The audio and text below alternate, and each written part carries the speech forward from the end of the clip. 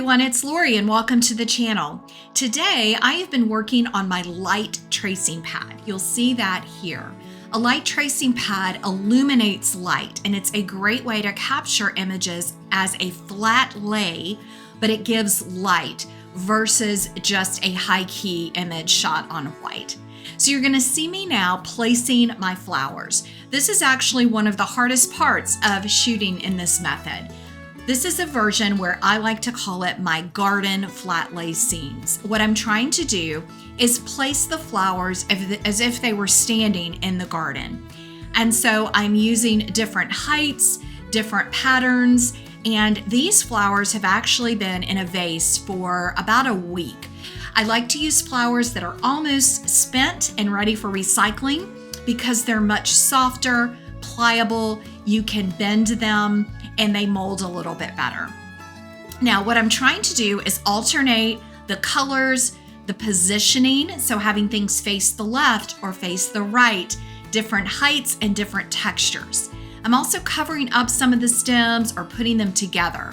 So you're trying to get a variety in the scene and where it looks very natural. And you don't want to have to do a lot of post-processing. So next, I'm going to show you how I selected two of the images and proceeded to edit those. Now, don't forget, I do offer a full self-study course on light pad photography. You can find it on my website or in the description below. Okay, so now I've brought my images into Photoshop, and so I selected two images to work with. Now, you can do three, and sometimes I do. So I've got my darker image. This is where I like the darkness in some of the centers of the flower, and it's just a good basic exposure. Then I've got a brighter image that I'm going to work with. Now for this particular image and the colors, I didn't have one that was even brighter. I just didn't feel like it was necessary. You can already see the grasses here are a little bit blown out. So that's where I can bring in detail from the other image. Okay, so let's get started editing. The first thing we want to do is we want to highlight, use your shift key and highlight both layers and go up to Edit, Auto Align.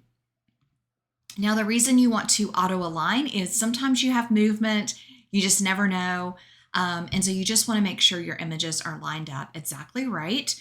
And these should be, but again, you just want to make sure. So yeah, I don't see any. You'll see some marching ants if they were off. So now that we've done that, I'm not going to crop yet. I'm going to go ahead and work on the image. If you want to crop, you can, but I'm going to work on the blending of the images and then flatten them into one, and then I can work on cropping and other editing. So the first thing I want to do is go ahead on this first layer. I'm going to add a layer mask. And what I want to do is I'm going to flip it to black, grab my brush, and I'm going to go ahead and make the opacity all the way up, and I'm going to make sure my flow is all the way up. All right, what I want to do is bring out some of the darkness in the other areas. Let's make sure we're on a soft round brush. So for example, I'm going to come in and just pop, let me zoom in for you guys, a little bit more detail in some of the grasses. So since we're on a solid background, we can do that. I'm also going to go into this center just a little bit. I don't want those too dark, but I definitely wanted to bring out some of the detail. Now we can also come to some of the stems if we feel like they're a little bit weird colored or not dark enough. It's up to you if you like your stems to look really natural and darker, then this is where you can impact those. And let's go down to this one. Yeah, so I'm just modifying those a little bit. You can also do some shading. So you could go into any of your flowers that might be just a little bit bright, and you can add some shadow where you want to bring that in. And that's the beauty of this. It's going to allow you to really customize and make your images really, really beautiful and natural looking. So you can just come in and, shadow, bring out some of those darker details, especially in colors that you want to. So I could come in and just take and really enhance this orange just a little bit, bring some of that out. Okay, so now that we've done that, I am very happy with the basics of this image. So now what I'm going to do is a stamped layer, Command Option Shift and the letter E. Now some light pad images that I shoot, I have to do more editing if there's things I want to do. But for this one, I'm pretty happy. I am going to do some final touches. So first, let's go ahead and crop this image, which will make it much easier to work with. So I kept my tripod at the height that it was. You can adjust your tripod and get it right over your image so that you don't have to crop, but I was doing this kind of quick and easy this morning. And for the bottom, I'm going to go ahead and crop the stems. I don't want as much showing, and I think I want to straighten it just a little bit. Let's bring this down and bring this side over. Now, I may have mentioned earlier, when I'm doing these, I like to have the flowers coming off the page. That just gives a sense that it's continuing. So it's a really nice effect. It's what artists do, and I think it makes your image look much more beautiful and realistic. So that's one thing that I'm going to do. All right, so the next step, now that we've cropped, let's go ahead and just duplicate this layer, Command or Control J, and I'm going to do any cleanup that's needed. So let's go to the cleanup. I do see a couple spots that happens where you get petals. I think that's the only one. All right, the next thing I'm going to do is grab the clone tool, and anytime you have shorter stems, you can just grab your clone, come over with that, click your Option key, and I'm just going to extend. Oh, we're on the layer. Option, yeah, there we go.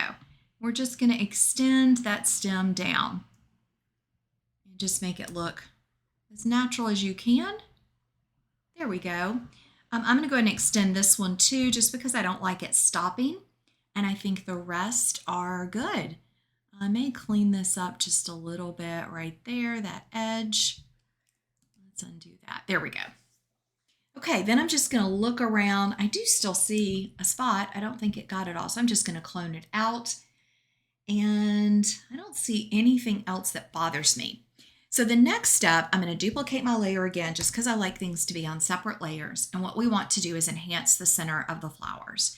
So to do that, I'm going to go down and hold the Option key and add a new layer. And what we want to do is change the blend mode to overlay, and then we're going to select fill with neutral gray.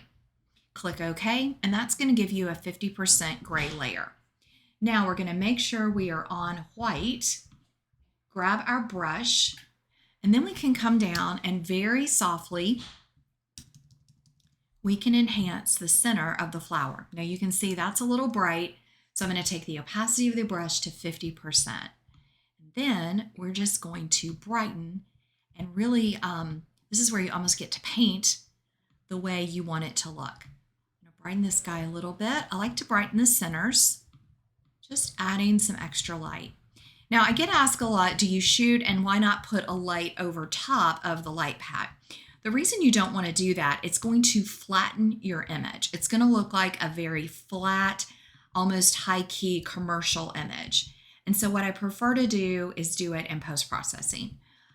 You can try it. Some images it works to add light over top, but I find with many it does not. So you just want to kind of pop in where you want some extra light. Just kind of bringing that around. And I like to use the 50% gray layer. It is non-destructive. It's very soft. You can manage your opacity, so we can just take this down even lower and just bring out a little bit of these lighter flowers, a little bit of the grasses. And you can also then customize. You don't go around the whole flower. Maybe you just do these tips, pop the centers. You can also do some on your leaves just to give it a little bit more. And where you want a little bit more light, you can just pop that in. I'm just using my trackpad and clicking. All right, I think that has turned out really pretty. I'm going to just reduce the shadows on that for a second. And then you just want to look at it, see if there's areas that are a little darker, like maybe this guy. Come in. Let's raise the opacity of the brush and come in and just add, yeah, a little bit of brightness here. Okay, and I'm really happy with that. So at this point, you have an option. I'm going to go ahead and do another stamped layer, Command Option Shift and the letter E. And now we have this stamped layer. Now this is where you could come in and add an oil paint filter if you want. So stylize oil paint. And I like to keep everything on the far right and my lighting to the left. Click OK. You can see it's very soft and subtle. And then I bring the opacity down probably to about 50%. It's just going to give that soft, kind of dreamy look. So I like that. You could also play with any colors. So if you wanted to modify your colors, I think for this image, they look really good and realistic. But if you wanted to, you could take your filter and go to Adobe Camera Raw, or you could take it back into Lightroom. So that's it. This was a really quick and easy one, just setting up the image and then shooting it, bringing it into Lightroom, selecting my images, and then bringing it here in Photoshop. Doesn't take too long. I think the creating the scene takes the most work, but it's a lot of fun, and I think the images turn out beautiful. So I hope you enjoyed it.